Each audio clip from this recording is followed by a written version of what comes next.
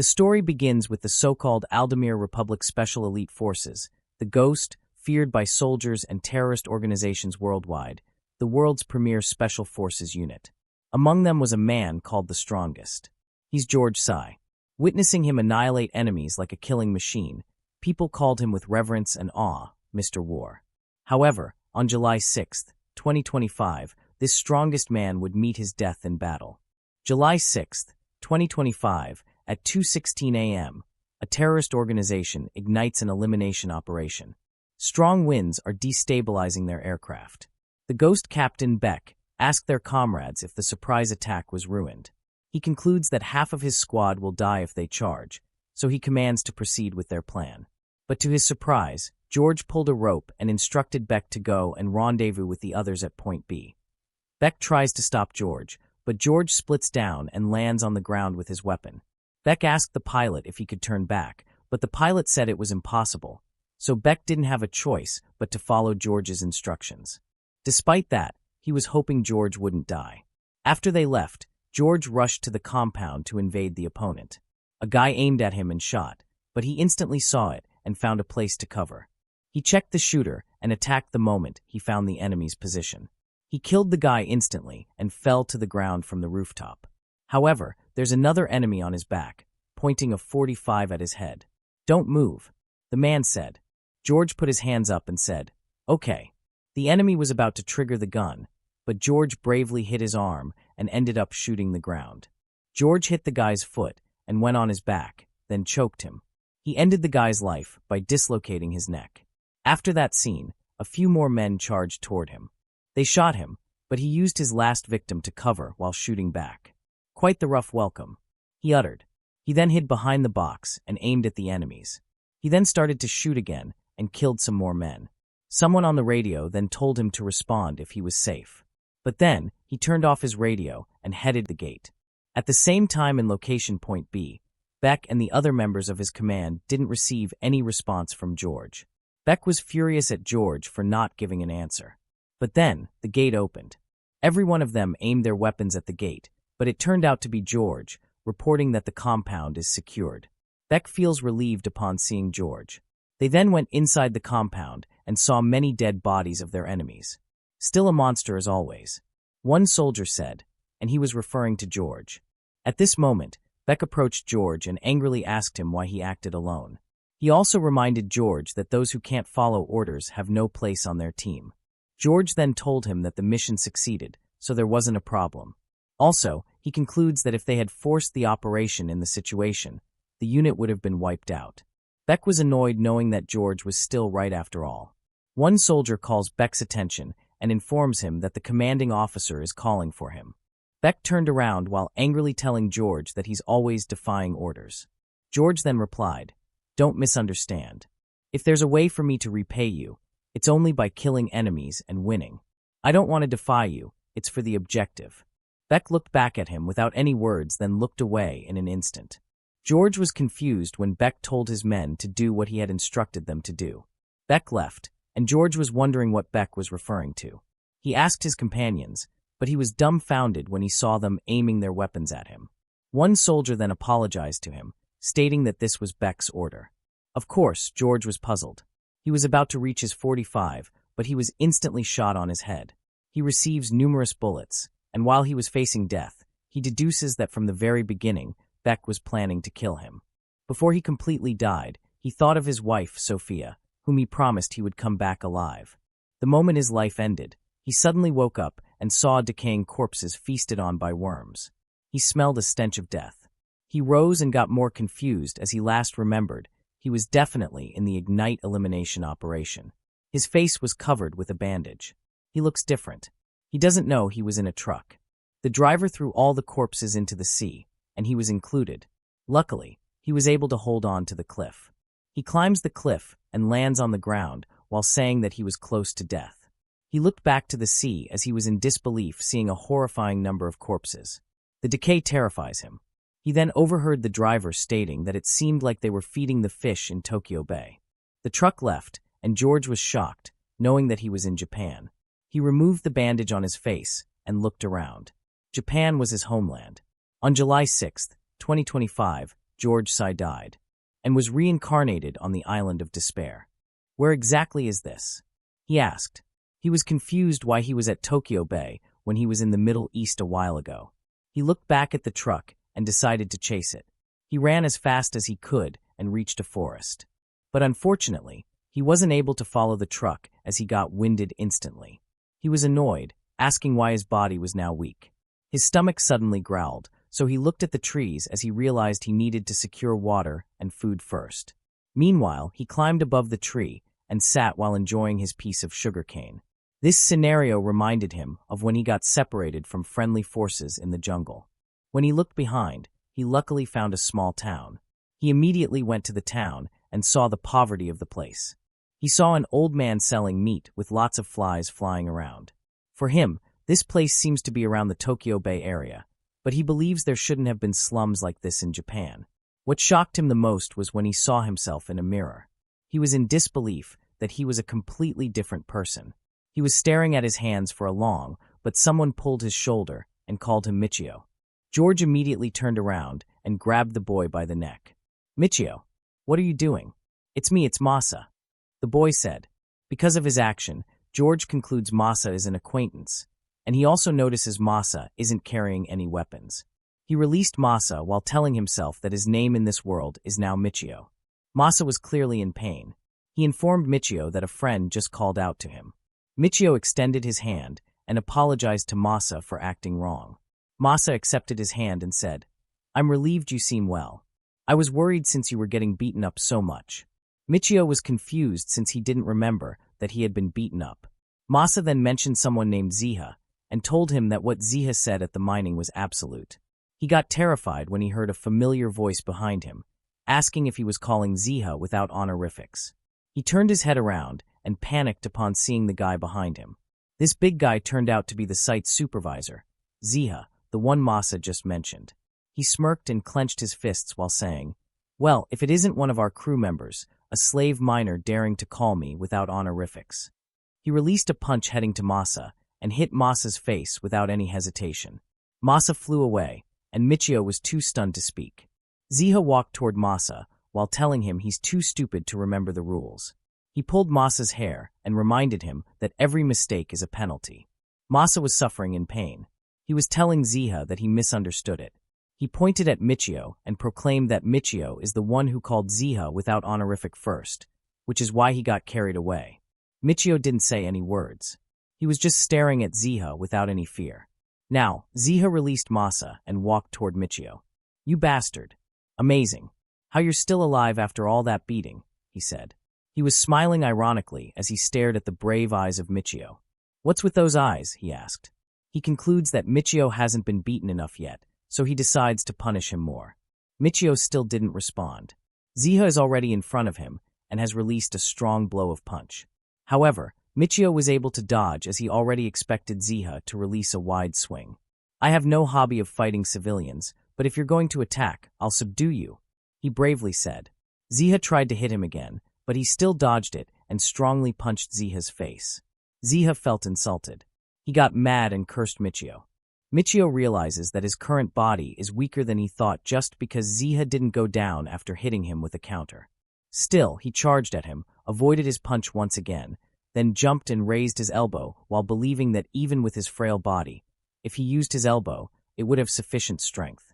He then hit Ziha's face for the second time, but using his elbow as he had planned. His elbow punch creates a great impact, making Ziha's tooth flew away, and he also vomits blood. He was holding his painful nose. Michio then told him, "It's impossible for you to subdue me with your combat ability. Take your fight elsewhere, unless you have a death wish." Michio turned around without knowing that Ziha wasn't done yet. Ziha felt he was mocked, so he grabbed a weapon inside his shirt and proclaimed that anyone who fought back against him would get 100 penalties. He rushed toward Michio while screaming, and Michio immediately looked back at him. But he was shocked when a kid pushed him away while telling him to watch out. Ziha didn't stop despite seeing the kid. Of course, Michio doesn't want anyone to get involved, so he bends down and blocks Ziha's arm to stop him from attacking. "Since you drew a blade, you're prepared for a fight to the death, right?" he said. He then pushed Ziha by his neck and hit his foot. Ziha fell to the ground. and the kid was in disbelief as he expected Michio cannot fight. Ziha was coughing, and he wasn't able to move. He flinched the moment he saw Michio above him. Michio was ready to punch him, but he screamed out of fear, telling Michio to wait. Michio's eyes were flaming, and he's telling Ziha that there is no wait in a fight to the death. He then punched Ziha's face for the third time, and the kid was once again surprised. Michio's hand has a stain of blood coming from Ziha. Ziha, on the other hand, had passed out. Even with a strike using Michio's full body weight, he sees only a small damage dealt. He wants to become stronger, so he was thinking of a way to start as soon as possible. Back to the kid, he was still shocked by what he had just witnessed. "What the hell is going on?" he asked. Michio looked at him and asked if they were both close. The kid thought that Michio was just messing with him. Michio then told the kid that he had experienced a memory loss. The kid believed him and introduced himself as Kyo, the one who lives next door. Michio walked away, apologizing to the kid for not remembering him at all. Kyo chased him, and at the same time, Ziha regained consciousness and vowed to give a super penalty to Michio soon. While Michio and Kyo were walking, Kyo was showing Michio the moves he had and acknowledging how strong he was earlier. He was asking Michio to teach him how to fight, but Michio is asking him to tell him about this island. According to Kyo, they were on the industrial waste island floating in Tokyo Bay, an island full of garbage and trash. Even how much Michio tried to think of it, he could not remember that he had heard of this so-called industrial waste island. He wasn't sure if this place really existed in Japan. In this place, men are forced to work at the mining site. Women and children can only sell things or collect garbage. Security is terrible, and for Kyo, this island is like a cesspit. Michio was observing around, and for him, this island was worse than a slum in a conflict zone. While walking, Kyo saw bread. He was drooling while pointing at it. But the bakery owner believes he doesn't have money, so he was asked to get lost. "Don't assume things. Give me that bread," Kyo angrily said without knowing that Michio had already paid to buy it for him. The owner accepted the money, and Michio instantly got the bread. He gave it to Kyo and said it was in exchange for the information he had given. Kyo thanked him, and he was very happy. He suddenly paused and asked Michio where he got the money. As per Michio, he got it from the war spoils from earlier. He doesn't do things like looting from killed soldiers, but he knew that money is important in an unknown place. Kyo was shocked, telling Michio that he's like a completely different person. Meanwhile, they arrived at the house of Kyo. They immediately headed inside, and Michio found out that Kyo had a sick mother. Kyo immediately rushed to his mom, excitedly telling him that they had a feast today brought by Michio. The sick lady thanked Michio and told her son they should eat together. However, Kyo lied that he had already eaten. Kyo sat beside his mother and told her not to worry about him. Watching the kid lie made Michio feel pity for him. All of a sudden, his eyes flames again as he senses danger. He immediately pushed the door, but it was locked on the outside. Kyo was clueless. He was just shocked seeing Michio's behavior. Michio was shaking while trying to open the door. The place suddenly flames. Kyo then realizes that there was a fire. It turned out that there were men of Ziha who blocked the door and intentionally burned the house. "The penalty for opposing me will be paid with death," Ziha proclaimed. Inside the house, Kyo and his mother were panicking. At the same time, Michio was still trying to open the door, but he knew someone was blocking it from the outside. He was listening to the noise on the outside, and he could feel that there were at least 8 or 9 people there. He immediately searched the surroundings, hoping to see anything inside the house that could be used as a weapon. Then, he saw something on the table. He immediately grabbed it. A pouch with a rope owned by Kyo. He rushed back to the door while Kyo was calling him, asking him what exactly he was doing. Kyo kicked the door strongly, and luckily, this time, he successfully opened the door, and the guys blocking it flew away. "Huh, look who came crawling out," Ziha said. Behind him were his miners, who were holding their weapons. Ziha then commanded them to surround Michio from all directions. The flame got stronger. Michio was surrounded. He was staring at Ziha, asking him what his objective was. Ziha smiled as he replied that his objective was very obvious. He proclaimed that it would be the crime of making him angry, the crime of defying him, and the crime of hurting him. He declared that Michio will receive the maximum penalty and will face the death sentence. "Understood. I will now annihilate the enemy forces," Michio replied. He said it once more while staring at the eyes of his opponent. Kyo and his mother come out of their house, and Kyo calls Michio. Michio heard his voice. He was kneeling on the ground and was still holding the pouch. He then instructed the kid to run the moment he sees an opening. The kid was coughing in response to Michio. One miner charged toward Michio, telling him he cannot escape. Michio grabbed small stones. He was waiting for the enemy to get closer. Before the opponent could stab him, he first hit his head, causing the man to fall to the ground. Kyo and Ziha were shocked. The man passed out, and Ziha was asking Michio what he had just done. Michio was using an improvised blackjack, an improvised weapon that can be made with cloth and small stones. By using centrifugal force to strike the target, it can deliver tremendous impact. Despite its ease of construction, its vicious power is favored even by first-class assassins. A lethal weapon specialized for human body destruction. Because of this weapon, Michio wiped out the men of Ziha. Ziha was out of words. Michio was standing still, waiting for Ziha to attack him, but Ziha wasn't able to move. He was stuttering while telling Michio not to mess with him. He charged toward Michio with a knife in his hand, but before he could attack, Michio hit his arm with the blackjack. Ziha released the knife unintentionally. His arm got instantly wounded. He knelt on the ground while suffering in pain. Michio walked toward him. He got terrified when he saw the blackjack. He looked at Michio's face and saw him in a terrifying aura while playing with the blackjack to scare him. Ziha stopped him, telling him to calm down and that there would be no penalty. However, Michio swung the blackjack while saying that dangerous elements that threaten his life must be eradicated completely. Ziha closed his eyes out of fear. But before Michio killed him, Kyo interfered. He wrapped Michio's waist and told him to stop. You absolutely must not kill, no matter how strong you become. Don't become a murderer, Kyo said. Michio was speechless. And lucky for Ziha, he was able to escape when Michio's attention wasn't on him. Michio won't listen to Kyo. He was spinning the blackjack while the kid was begging him to stop. Still, he threw the blackjack toward Ziha while Ziha was running for his life. Fortunately for him, Michio didn't intend to hit him. I missed, Michio uttered. Kyo released him while they were watching Ziha leave. Kyo feels relieved that Michio wasn't able to kill Ziha. Michio was still thinking of the words Kyo was saying. The night came. Ziha went to a warehouse. Inside was a mad together with his guard dog. Ziha begged this man to punish Michio. He explained that Michio hit him and swung weapons around. He lied that Michio was out of control.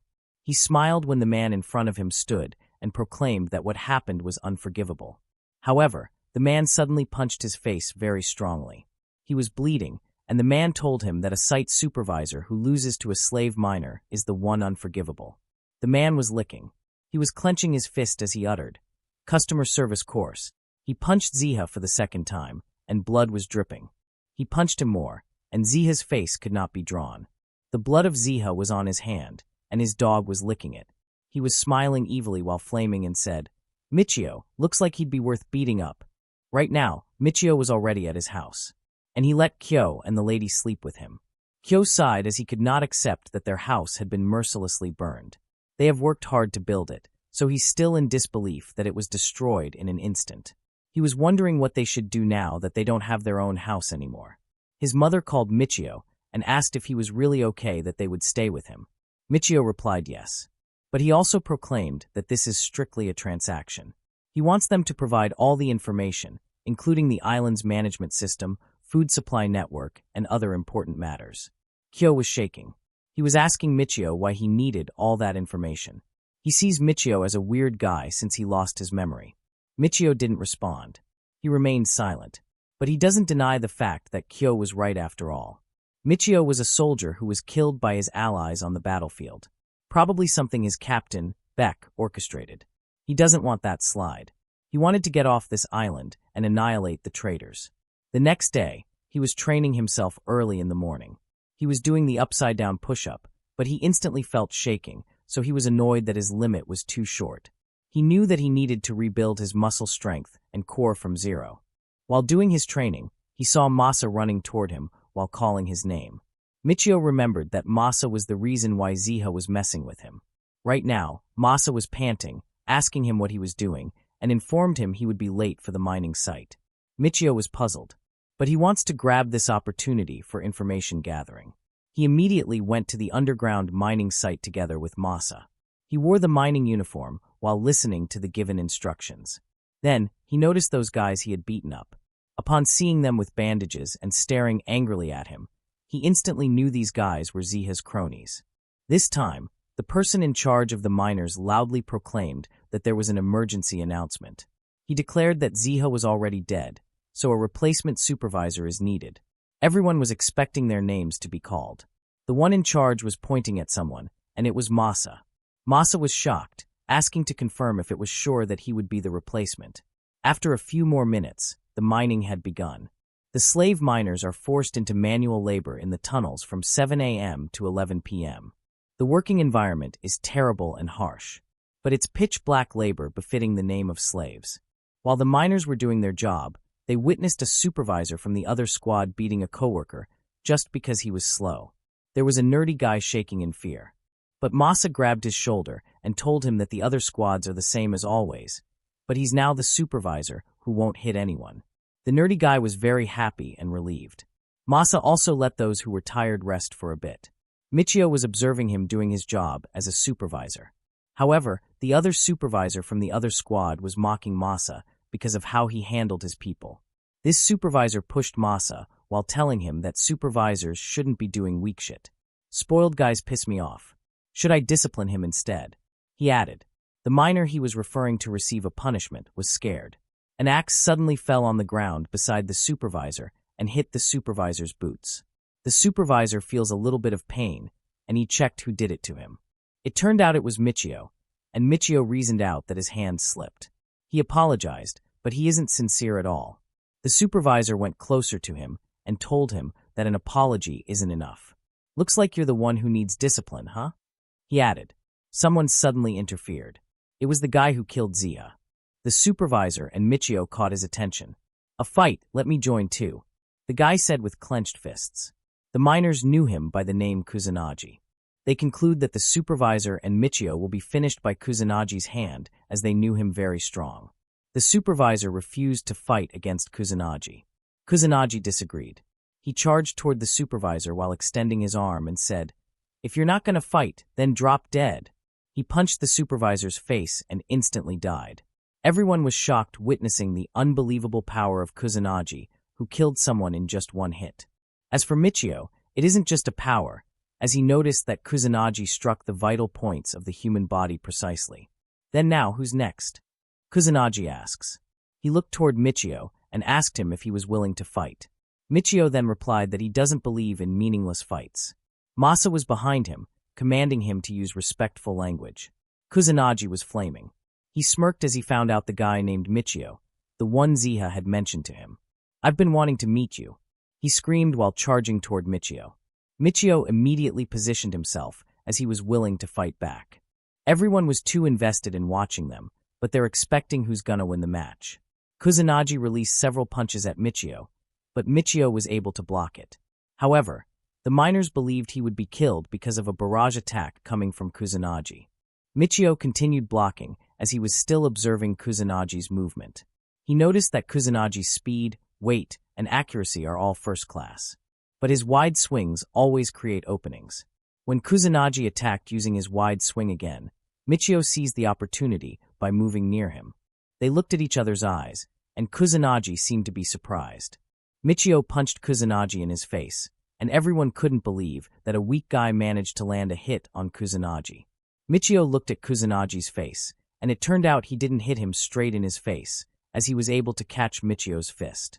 Kuzanagi was smiling as he proclaimed that Michio is an interesting opponent. He challenged Michio to crush each other completely. However, someone screamed, commanding them to be silent. Everyone looked at that person. They immediately bowed down to show some respect since the visitor was the mining director, Akechi. Akechi walked to the middle and headed to the two guys fighting. He told Kuzanagi not to break slaves with meaningless fights. "Do you want to be reported to the Blood Oath family?" he asked. Kuzanagi trembles in annoyance. He then fakingly laughed and said that he had no intention of breaking slaves, and he lied that what he did was just educational guidance. Akechi walked past him and questioned if he really called it guidance when all he could do was brawl. "Don't make me laugh. I don't expect brainwork from a moron," he added. Kuzanagi grits his teeth out of anger as he feels insulted. He was clenching his fist while shaking. Akechi went to the miners, asking them if their job was crawling around. Masa was in fear that he would be punished since he was the one in charge. Akechi commanded them to keep digging without wasting a single second if they didn't want to be deposed from the job. Hours passed. It's already 2 in the afternoon, the miners' lunch break. Michio was disappointed upon tasting that the food was cold and tasteless. For the others, the serving isn't enough. They envy the supervisors who get enough food, get to eat their fill. While the 2 guys beside Michio were complaining that they were still hungry, Michio was eating without any words.